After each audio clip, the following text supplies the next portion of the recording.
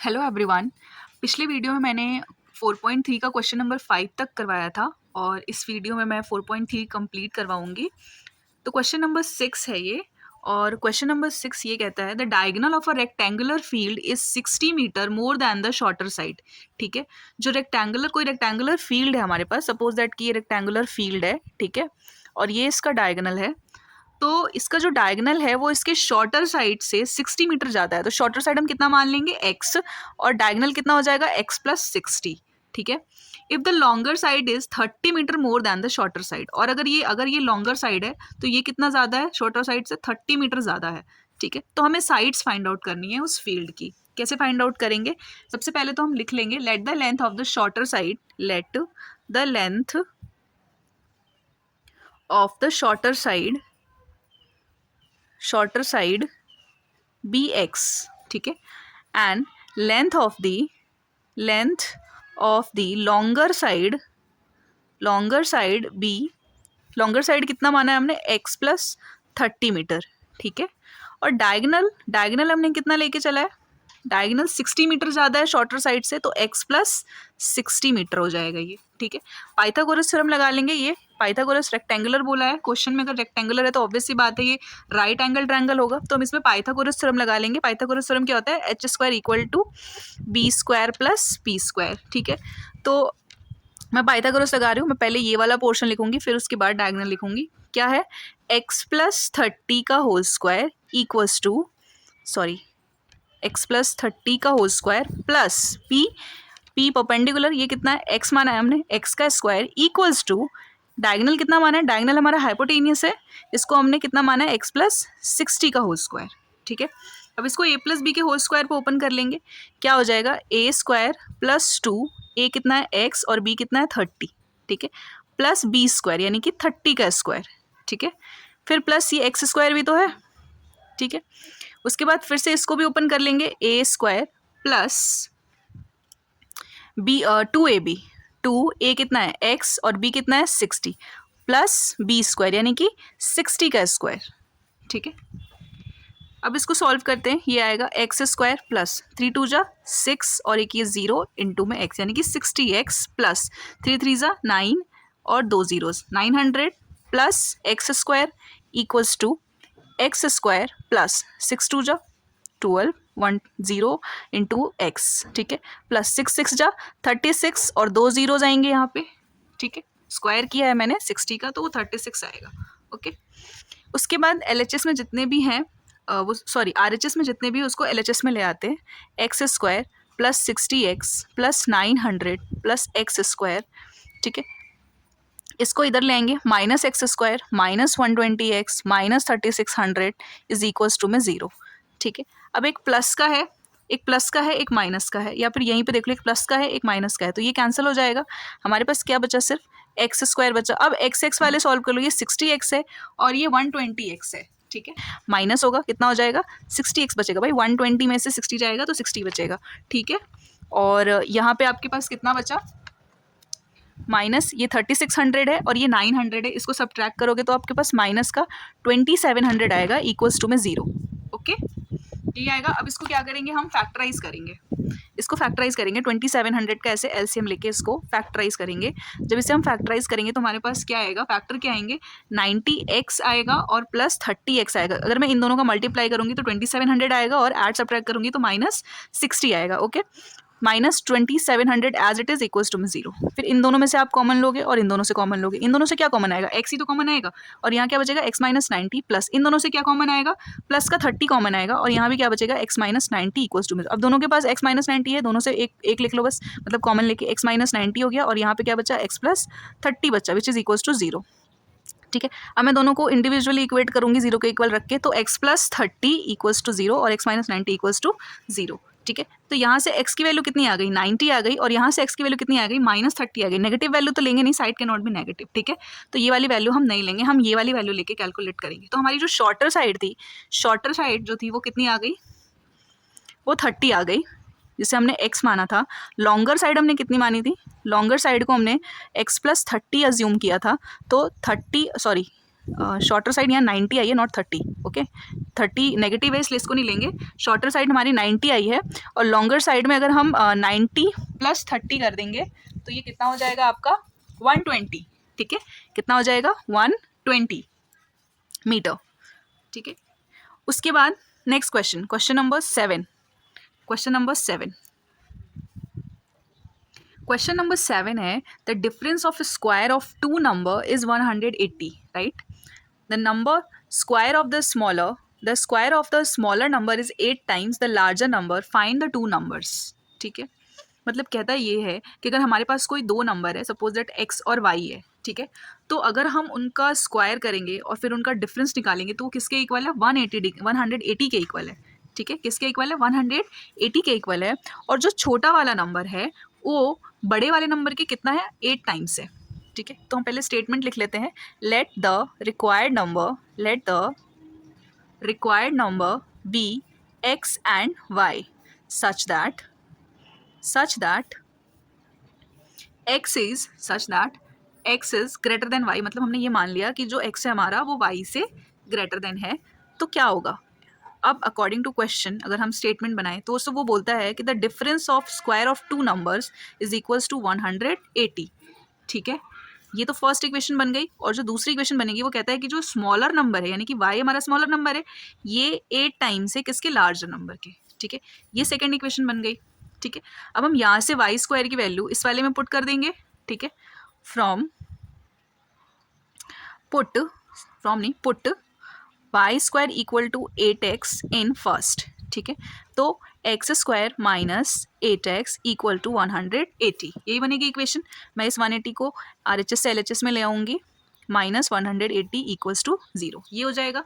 अब इसको मैं फैक्टराइज करूँगी, 180 का अगर एलसीएम लेके आप फैक्टराइज करते हैं तो हो जाएगा ये x square minus 18x plus 10x minus 180 equals to 0, ठीक है। अगर आप इसको सॉल्व करोगे तो माइनस का 8x आएगा और इनको मल्टीप्लाई करोगे तो 180x आएगा, ठीक है। फिर इन दोनों में से कॉमन लेना है, वही सेम प्रोसीजर, x आएगा कॉमन और यहाँ क्या बचेगा x माइनस 18 प्लस यहाँ पे क्या आएगा कॉमन 10 और यहाँ पे भी क्या बचेगा x माइनस 18 इक्वल्स टू 0, ठीक है। दोनों के पास x माइनस 18 है, दो बार एक बार लिख लो कॉमन लेके, ठीक है। और यहाँ पे x प्लस 10 इक्वल्स टू 0। उसके बाद इंडिविजुअली दोनों को रख देंगे 0 के इक्वल।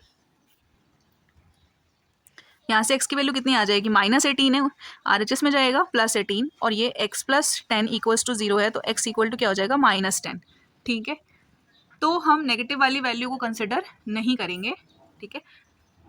नेगेटिव वाली वैल्यू को कंसिडर नहीं करेंगे, अपनी पॉजिटिव वैल्यू लेके चलेंगे x इक्वल टू 18। तो जो हमारी जो ग्रेटर नंबर था वो कितना आ गया 18 आ गया और वाई स्क्वायर मतलब x हमारा अभी 18 आया है। अगर मैं इससे वाई स्क्वायर निकालूं तो कितना आएगा वाई स्क्वायर मतलब हमें 8x दे रखा है तो मैं यहाँ से y कैलकुलेट कर सकती हूँ, ठीक है। तो वाई स्क्वायर इक्वल टू कितना था 8x, ठीक है। तो वाई स्क्वायर इक्वल टू 8 और x कितना आया हमारा 18 आया, ठीक है। इसका आप मल्टीप्लाई करोगे कितना हो जाएगा ये 144, ठीक है। Y square equal to 8 into में x हमारा कितना था 18 था, तो अगर मैं वाई स्क्वायर इसको मल्टीप्लाई करूँगी तो ये कितना हो जाएगा 144। और y इक्वल टू जब यहाँ पे कोई चीज़ पावर में होती है और पावर को जब हम इधर लाते हैं RHS की साइड तो वो क्या हो जाता है रूट में हो जाता है, तो ये क्या हो जाएगा अंडर रूट ऑफ 144 हो जाएगा। और 144 का स्क्वायर रूट कितना होता है 12, 144 का स्क्वायर रूट कितना होता है 12। तो y की भी वैल्यू मिल गई और x की वैल्यू, हमें दोनों वैल्यू पता लग गई कि भाई जो दोनों नंबर्स थे वो क्या थे, एक तो 18 था और दूसरा 12 था, ठीक है। This is your answer. Question number 8 है, 8 में कहता है a train travel 360 kilometre at a uniform speed, ठीक है। कोई ट्रेन है जो 360 किलोमीटर यूनिफॉर्म स्पीड से ट्रैवल कर रही है। If the speed had been 5 kilometre per hour more, अगर स्पीड 5 किलोमीटर पर आवर बढ़ जा रही है तो वो 1 घंटे कम समय लेगा उसी सेम डिस्टेंस को सेम जर्नी को ट्रैवल करने में। तो find the speed of the train, तो ट्रेन की स्पीड कितनी है ये फाइंड आउट करना है, ठीक है। तो सॉल्यूशन करते हैं, let x kilometre per hour be the uniform speed of the train, ठीक है। Uniform speed of the train, हमने मान लिया कि ट्रेन की जो यूनिफॉर्म स्पीड है वो कितनी है x किलोमीटर है। Then time taken to cover ठीक है। तो 360 किलोमीटर के डिस्टेंस को कवर करने में वो कितना टाइम लेगी, हमें पता है time equal to distance upon speed. Distance कितना है 360 अपॉन स्पीड आर, मतलब इतना टाइम ले रही है, मान लेते हैं हम, ठीक है। Now time taken to cover, अगर 5 किलोमीटर पर आवर स्पीड बढ़ जाती है, ठीक है, टाइम टेकन लिख लीजिए, बेहतर रहता है, time taken to cover 360 kilometre when the speed of the train, जब ट्रेन की स्पीड बढ़ रही है, when the speed of the train is increase, ठीक है, increased by 5 kilometre per hour. 5 kilometre per hour अगर उसकी स्पीड बढ़ जा रही है तो उसी सेम डिस्टेंस को ट्रैवल करने में वो 1 घंटे कम टाइम ले रहा है। तो इसे हम लिख लेंगे 360 एक्स, स्पीड बढ़ रही है ना तो ऐड किया, अगर घटती तो यहाँ लेस करते, लेकिन यहाँ पे स्पीड जो है, इनिशियल स्पीड जो हमारी थी उसमें स्पीड और 5 किलोमीटर पर आवर बढ़ गई, ठीक है, तो ऐसे लिख लेंगे हम, ठीक है। अब इक्वेशन क्या बनेगी, मतलब ये दे रखा है कि कितना टाइम ले रही है वो, 1 घंटे कम टाइम ले रही है, मतलब दोनों का जो डिफरेंस है, टाइम डिफरेंस जो है पहले जो था वो 360 किलोमीटर में जो ले रही थी और 5 किलोमीटर इंक्रीज होने के बाद जो ले रही है, उन दोनों का डिफरेंस कितना दे रखा है 1, ठीक है। तो 1 घंटे कम ले रही है, तो हम ऐसे लिख लेंगे according to question 360 upon x minus 360 upon x plus 5 equals to 1। Same procedure है, इसको एलसीएम लेके सॉल्व करना है। कैसे करेंगे, पहले भी कर चुके हैं, एक्स प्लस 5 जो सेम होता है वो कैंसिल हो जाता है और x प्लस 5 का 360 से मल्टीप्लाई, इस तरीके से, ठीक है, माइनस x प्लस 5 सेम है तो x इंटू 360 इंटू में x इक्वल टू में 1, यहाँ भी 1 मान लीजिए, कुछ नहीं है तो, ठीक है, क्रॉस मल्टीप्लाई करने में इजी रहेगा। उसके बाद आप इसका मल्टीप्लिकेशन इससे और इसका मल्टीप्लिकेशन इससे कर दीजिए, या फिर इसका इससे पहले लिख लीजिए और इसका इससे बाद में, ठीक है। मैं इसका इससे कर रही हूँ पहले, कितना हो जाएगा ये एक्स स्क्वायर प्लस 5x, 1 से हो रहा है सेम रहेगा, x का s से किया एक्स स्क्वायर, x का 5 से किया 5x इक्वल्स टू, ठीक है। इसको सॉल्व करिए, कितना आएगा 360x इससे किया तो, और 360 का मल्टीप्लाई अगर मैं 5 से करूँगी तो आएगा प्लस का 1800, ठीक है, कितना आएगा प्लस का 1800, ठीक है। और यहाँ पे माइनस का 360 है x, ये वाला वो मैंने एज इट इज लिख दिया, एक प्लस का है एक माइनस का है, कैंसिल हो जाएगा, ठीक है। क्या बचा एक्स स्क्वायर प्लस 5x और इक्वल टू में क्या बचा 1800, ठीक है। इसको इधर ले आइए, माइनस 1800 हो गया इक्वल्स टू में 0, ठीक है। अब मुझे क्या करना है, एलसीएम लेना है और फैक्टराइज करना है। 1800 का जब आप एलसीएम लीजिएगा, एलसीएम लेके देखिएगा, उसका जो फैक्टराइजेशन आएगा वो प्लस 45x और माइनस 40x आएगा, ठीक है। इसको अगर मैं सॉल्व करूंगी तो प्लस का 5x मिलेगा और मल्टीप्लाई करूंगी तो 1800 मिलेगा, और ये वाला माइनस 1800 एज इट इज लिख देंगे इक्वल टू 0, ठीक है। उसके बाद इन दोनों में से कॉमन और इन दोनों में से कॉमन, इन दोनों से क्या कॉमन आएगा x, और यहाँ क्या बचेगा x प्लस 45। उसके बाद यहाँ से माइनस क्या लेंगे कॉमन 40, और यहाँ क्या बचेगा x प्लस 45 इक्वल्स टू में 0, ठीक है। दोनों के पास, तो यहाँ पे x प्लस 45 और यहाँ पे x प्लस 45 दोनों से कॉमन ले लेंगे, x प्लस 45 और यहाँ क्या बचा x माइनस 40 इक्वल्स टू में 0, सेपरेटली 0 के इक्वल रख लेंगे, x प्लस 45 इक्वल टू 0 और x माइनस 40 इक्वल्स टू 0। तो यहाँ से x की वैल्यू कितनी आ जाएगी माइनस 45 आ जाएगी, और यहाँ से जो x की वैल्यू आएगी वो प्लस 40 आ जाएगी, ठीक है। तो speed can not be negative, ये वाली वैल्यू तो हम लेंगे ही नहीं, ठीक है। Speed can not be negative, speed जो है वो नेगेटिव नहीं हो सकती, ठीक है, स्पीड हमारी नेगेटिव नहीं हो सकती। उसके बाद हम ये वाली वैल्यू लेके जाए, मतलब हमारी स्पीड कितनी आ गई 40, ठीक है, स्पीड हमारी कितनी आ गई 40, ठीक है, ये हमारी स्पीड हो गई ट्रेन की 40 kilometre per our. Question number 9 ये कहता है कि 2 water taps together can fill a tank in इतने hour and the tap of larger diameter takes 10 hours less than the smaller one to fill the tank separately. Find the time in which each tap can separately fill the tank. ठीक है, तो question ये है कि 2 water taps हैं, नल के हैं 2 लगे हुए, और वो दोनों मिलकर इतने घंटे में पानी भरते हैं, ठीक है, एक टैंक में। तो जो बड़ा वाला टैप है, जो लार्जर डायमीटर का टैप है, जिसकी डायमीटर ज़्यादा है, वो 10 आवर कम लेता है, किससे, छोटे वाले से, मतलब छोटा वाला ज़्यादा टाइम में फिल कर रहा है वाटर, और जो बड़ा वाला है वो 10 आवर कम ले रहा है, और दोनों मिल के कितने टाइम में फिल कर रहे हैं, इतने टाइम में, ठीक है। तो हमें तो पता नहीं है कि भाई छोटा वाला कितना टाइम ले रहा है, ठीक है। तो हम मान लेते हैं let the time taken by smaller tap alone to fill the tank be x hour, ठीक है।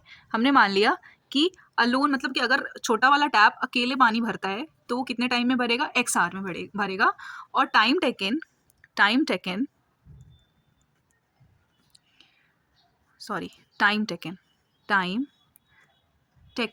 Bye the larger tap alone to fill the tank, ये कितने देर में भर रहा है, छोटे वाले से 10 आर यानी कि 10 आर कम ले रहा है ये, ठीक है। तो मैंने क्या लिख लिया, x माइनस 10 आर। अब दोनों मिलके कितना ले रहे हैं, time taken by both the taps together to fill the tank, दोनों मिलके कितना ले रहे हैं, 75/8, है ना। ये फ्रैक्शन दे रखी है एक, ये जो फ्रैक्शन आपकी दे रखी है 9 होल 3/8, अगर इसको आप सॉल्व करोगे तो ये इतना 75 आएगा। 9 8 जा 72 और 72 प्लस 3 75/8, ठीक है। तो मैंने डायरेक्टली लिखा है यहाँ पे आवर्स, दोनों मिलके इतने टाइम में फिल कर रहे हैं, ठीक है। नाउ वर्क डन, ठीक है, work done by smaller tap in 1 hour कितना हो जाएगा, 1/x, ठीक है। And work done by larger tap in 1 hour, ये कितना हो जाएगा, 1 में x माइनस 10, ये इतना हो जाएगा, ठीक है। यहाँ तक क्लियर है। तो दोनों टैप कितना लेंगे, work done by both tap in 1 hour, in 1 hour is, दोनों टैप मिलके कितना ले रहे हैं, 8/75, ठीक है, 8/75, ये ऐसे होगा ना, ये 8/75 कैसे आई मैं बताती हूँ, ये 1/8/75 लिखूंगी मैं, तो इसको जब चेंज करूंगी तो ये कितना हो जाएगा, 1 इंटू इसको जब मैं चेंज करूंगी तो ये हो जाएगा 1 इंटू 8/75, ठीक है, ये आ जाएगा 8/75, ठीक है, ऐसे हो जाएगा ये। तो मैंने इसको रेसिप्रोकल कर दिया डायरेक्टली 8/75, ठीक है।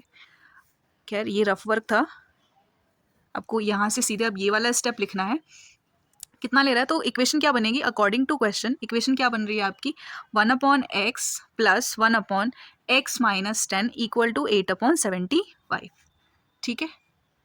उसके बाद अब इसका एलसीएम लेके सॉल्व करना है, क्या आएगा एलसीएम, x और x माइनस 10, मैं बता चुकी हूँ, सेम वाला कैंसिल, जो नहीं होता है वो ऊपर वाले न्यूमरेटर के साथ मल्टीप्लाई कर दिया करिए, सेम कैंसिल, x प्लस का प्लस और इंटू में ये x इंटू 1 x, ठीक है, इक्वल टू में 8/75, ठीक है।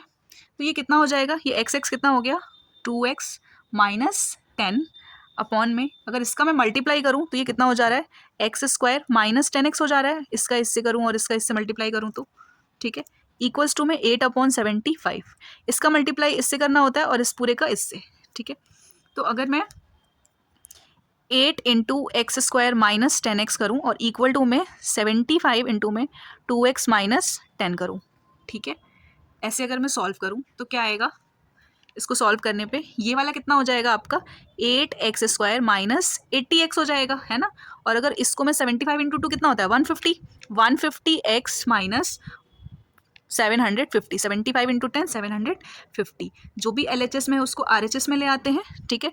8x² minus 80x minus 150x और ये माइनस है तो प्लस 750 इक्वल्स टू में क्या हो गया 0, ठीक है। तो आप ध्यान से देखो 8x² है और ये x का है, ये भी x का है, तो ये दोनों क्या होंगे, माइनस माइनस प्लस हो जाएगा, लेकिन साइन माइनस का ही रहेगा, ठीक है।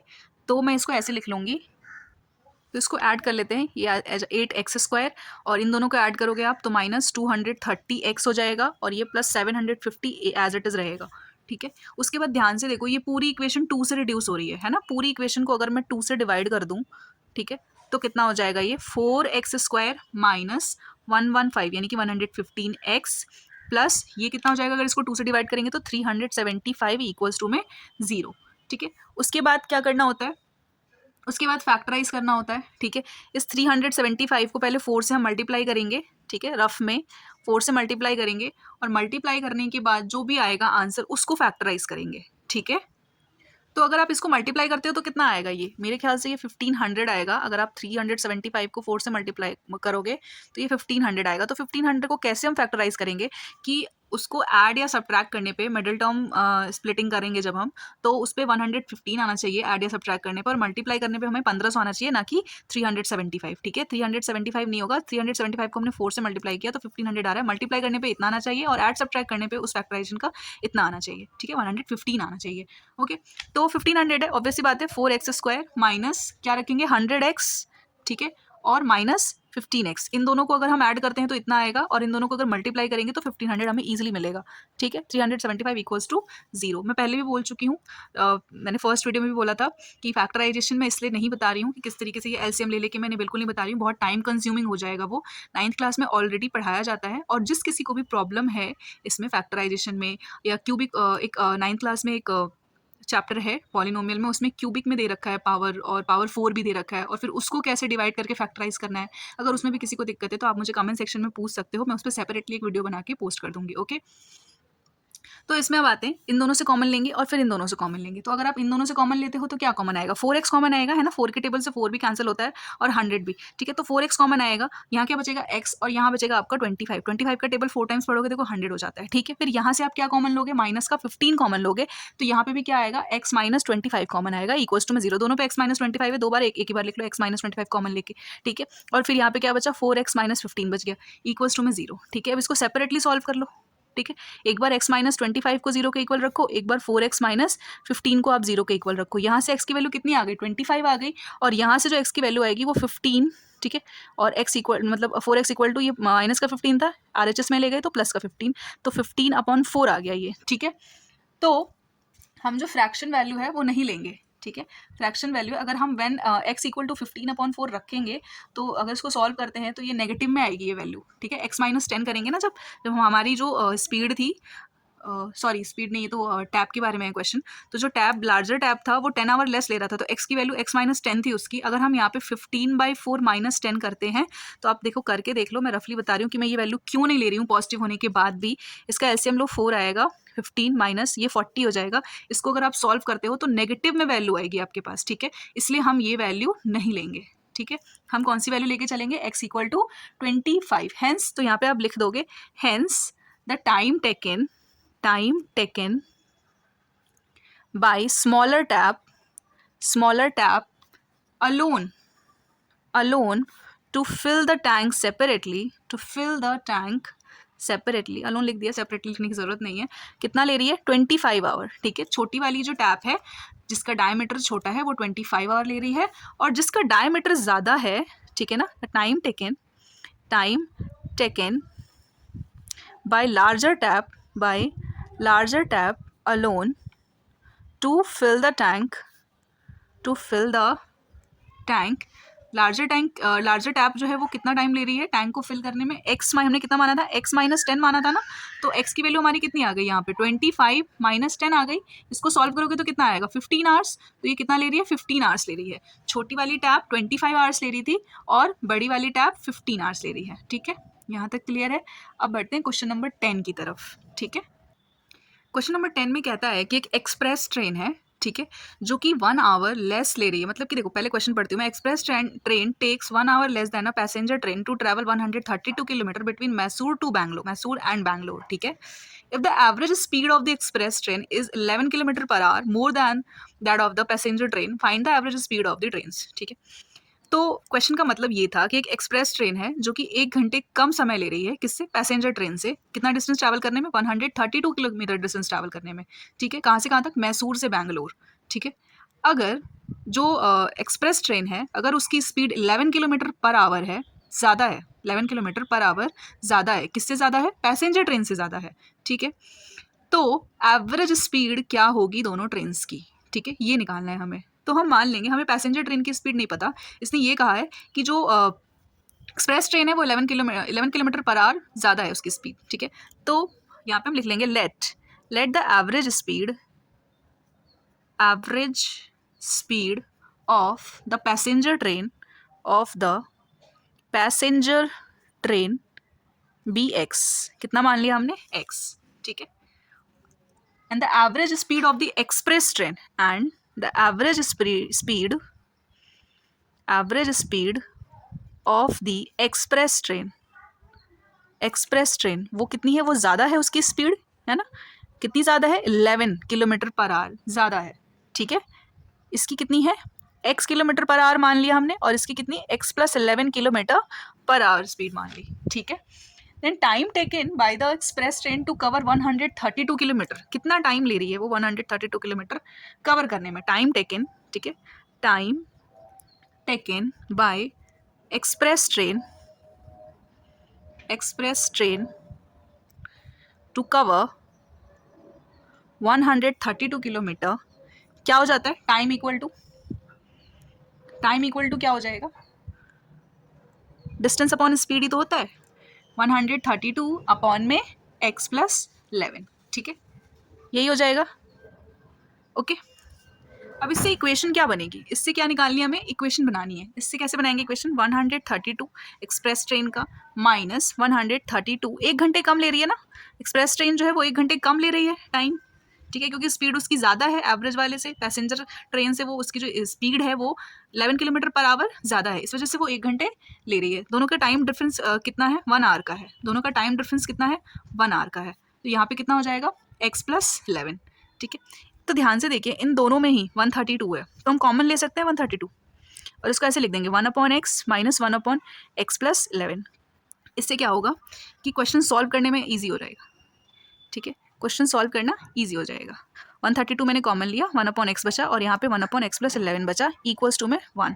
ये 132 इधर मल्टीप्लाई में, इधर गया तो डिवाइड में, तो 1 upon x minus 1 upon x plus 11 equals to 1 upon, इधर मल्टीप्लाई में था, इधर गया तो डिवाइड में, ठीक है, यहाँ तक क्लियर है। उसके बाद इन दोनों का क्या लेंगे, एलसीएम लेंगे, x और इसका क्या आएगा, x प्लस 11, ठीक है, इक्वल टू 1 अपॉन 132, ठीक है। तो x से x खत्म, यहाँ क्या आया, x प्लस 11 माइनस, यहाँ पे x प्लस 11 है, यहाँ पे भी x प्लस 11 है, कैंसिल, क्या बचा आपके पास, माइनस x, ठीक है। ये पॉजिटिव है, ये नेगेटिव है, ये भी कैंसिल, क्या हुआ आपका लास्ट में 11 अपॉन में x into x plus 11 equals to में 1 अपॉन 132। ओके, अब क्या करना है, क्रॉस मल्टीप्लिकेशन करना है दोनों का, इसका इससे और इसका इससे, ठीक है।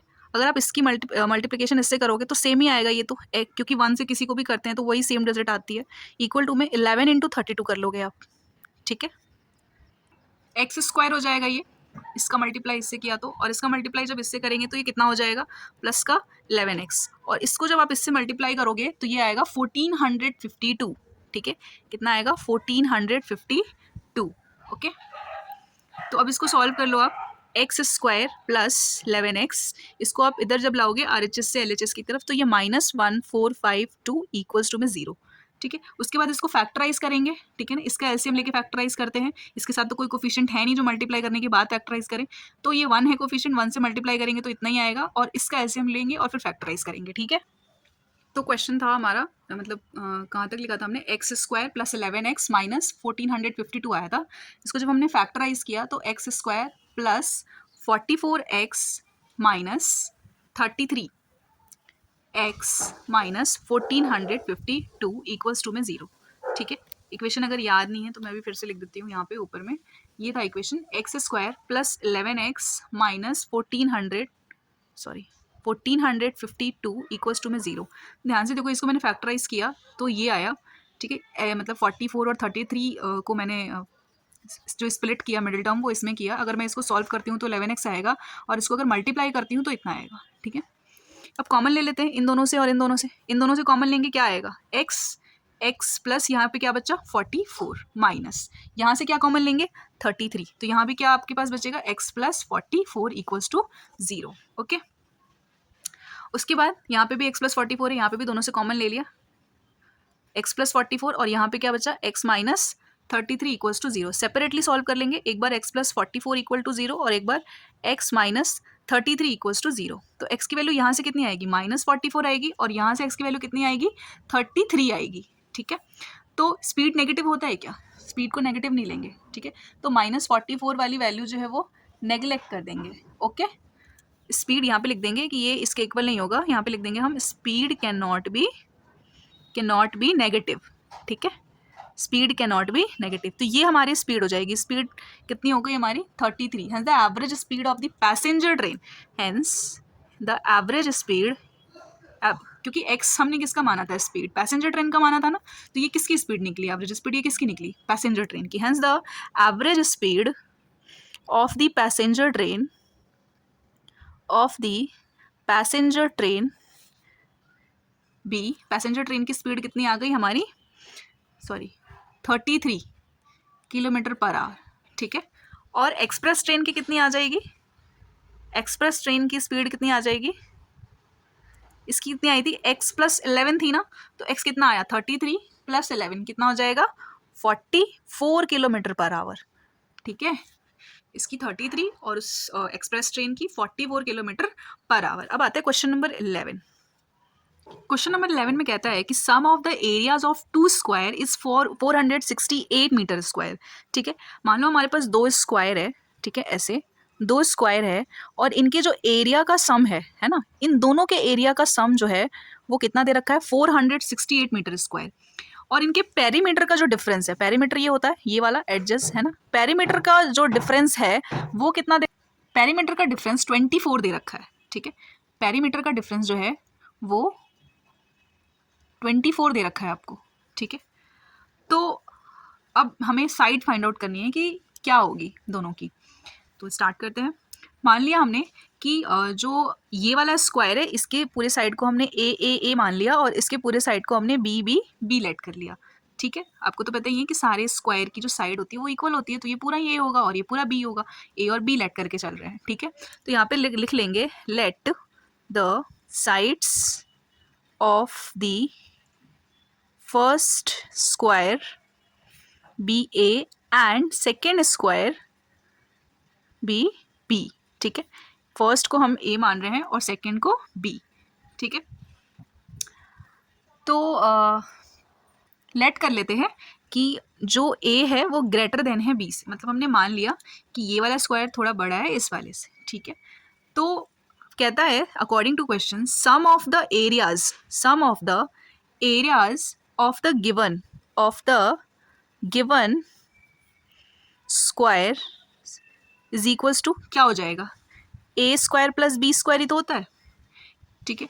क्योंकि अगर कोई पूछे कि एरिया ऑफ स्क्वायर कितना होता है तो साइड इनटू साइड बोलते हैं, मतलब कि साइड स्क्वायर, तो हमारे पास तो दो स्क्वायर है तो दोनों का सम लेके चला ना, एक बार ए स्क्वायर और प्लस बी स्क्वायर, ठीक है। उसके बाद difference of the perimeter of the given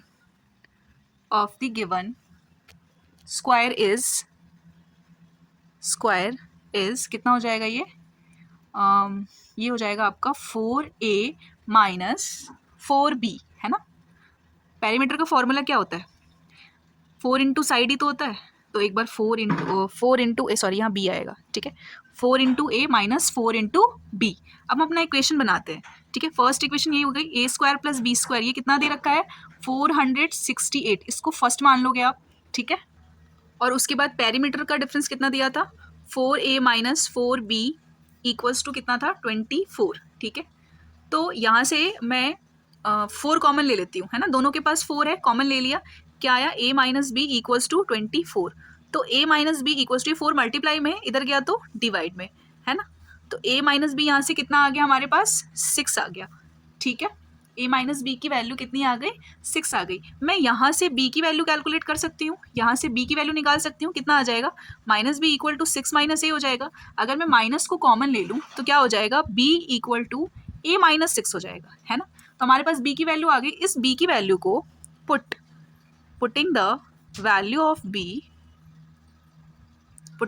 of b in equation first, ठीक है। अभी फर्स्ट इक्वेशन क्या आती है हमारी A square plus B square equal to 468 थी, यही थी। मैं यहाँ पे पुट कर रही हूँ ए स्क्वायर प्लस बी की वैल्यू कितनी आई है हमारे पास ए माइनस 6 आई है, तो मैंने यहाँ पे क्या लिखूंगी ए माइनस 6 का होल स्क्वायर इक्वल टू 468, ठीक है। यहाँ तक तो क्लियर है। तो ए स्क्वायर प्लस ये तो फॉर्मूले पे ओपन होगा, क्या होता है A square minus 2ab plus B square, ठीक है, इक्वल टू कितना हो जाएगा 468, ठीक है। अब इसको सॉल्व करते हैं, ए स्क्वायर प्लस ए स्क्वायर माइनस ये कितना हो जाएगा 12a हो जाएगा प्लस 36 इक्वल्स टू 468। अभी यहाँ पे ए स्क्वायर है, इन दोनों को ऐड करेंगे कितना हो जाएगा 2a स्क्वायर हो जाएगा, ठीक है। उसके बाद minus 12a as it is plus 36 है, ये इधर प्लस का है, इसको इधर लाया तो माइनस का 468 इक्वल्स टू 0, ठीक है। फिर 2a स्क्वायर माइनस 12a, इन दोनों को सॉल्व करेंगे तो कितना आएगा, इन दोनों को सॉल्व करने पे माइनस 432 आएगा, है ना, इक्वल्स टू 0, ठीक है। उसके बाद ध्यान से देखिए पूरी इक्वेशन 2 से रिड्यूस हो रही है, पूरी इक्वेशन 2 से रिड्यूस हो रही है, तो 2 से मैं पूरी इक्वेशन को अगर मैं डिवाइड करती हूँ, ठीक है, तो कितना आ जाएगा, ये a स्क्वायर हो जाएगा minus 6a minus 216 equals to 0, यही आएगा अगर मैं इस पूरे को 2 से डिवाइड करूँ तो, ठीक है। उसके बाद मैं क्या लूँगी, इस 216 का एलसीएम लूँगी और फिर फैक्टराइज करूँगी, तो ये क्या हो जाएगा a स्क्वायर माइनस कितने में फैक्टराइज होगा ये 18 और 12 में, है ना, 18 और 12, 18a plus 12a minus 216 equals to 0, ठीक है। इन दोनों को अगर आप सॉल्व करोगे तो माइनस का 6 आएगा और मल्टीप्लाई करने पे इतना आएगा, ठीक है, 216 आएगा। उसके बाद आप इन दोनों में से कॉमन ले लो और इन दोनों में से कॉमन ले लो, इन दोनों में से कॉमन क्या आएगा, a तो आएगा सिर्फ, है ना, ओनली a आएगा कॉमन, तो a माइनस 18 बचा यहाँ पे, a माइनस 18, सॉरी मैं यहाँ दोबारा लिख रही हूँ, a माइनस 18 और इन दोनों में से क्या कॉमन आएगा 12, है ना, 12 के टेबल से दोनों ही कैंसिल हो रहे हैं, तो मैंने प्लस का 12 लिया, यहाँ पे भी क्या आया a माइनस 18 इक्वल्स टू 0, दोनों में a माइनस 18 है, कॉमन ले लिया, a माइनस 18 एक बार, और क्या बचा a प्लस 12 इक्वल्स टू में 0, ठीक है। सेपरेटली सॉल्व कर लेंगे इसको, a माइनस 18 इक्वल्स टू 0 और a प्लस 12 इक्वल्स टू 0, तो यहाँ से a की वैल्यू कितनी आ गई 18 आ गई और यहाँ से a की वैल्यू कितनी आ गई माइनस 12 आ गई, ठीक है। माइनस वाली वैल्यू को कंसिडर नहीं करेंगे, ठीक है, माइनस वाली वैल्यू को कंसिडर नहीं करेंगे, साइड है, साइड निकालनी है, तो हम माइनस वाली वैल्यू को कंसिडर नहीं करेंगे, प्लस वाली वैल्यू लेके चलेंगे, तो a हमारा जो साइड है, पहला वाला जो स्क्वायर है बड़ा वाला, वो हम हमारे पास कितना आ गया 18 आ गया, ठीक है।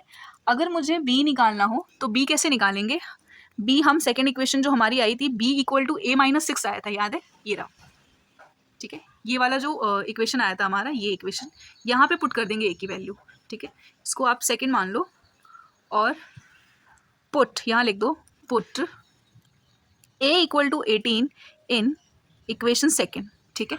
तो मैं अगर वहाँ पे रख दूँ, हमारी इक्वेशन सेकेंड क्या थी, b equal to a minus 6 था, ठीक है, तो यहाँ पे b इक्वल टू a कितना आया 18 माइनस 6 आया, ठीक है। सॉल्व करोगे आप तो ये कितना मिल गया आपको 12, ये कितना आ गया b इक्वल टू 12, तो हमें a की भी वैल्यू मिल गई और b की भी वैल्यू मिल गई, ठीक है, दोनों स्क्वायर की साइड आ गई, दिस इज़ योर आंसर। अगर वीडियो अच्छी लगी हो तो प्लीज़ वीडियो को लाइक करिएगा और जितना ज़्यादा हो सके शेयर करिए और सब्सक्राइब करिएगा, ठीक है, मेरी नेक्स्ट वीडियो के लिए। अगर कोई भी डाउट है तो आप कमेंट सेक्शन में पूछ सकते हो।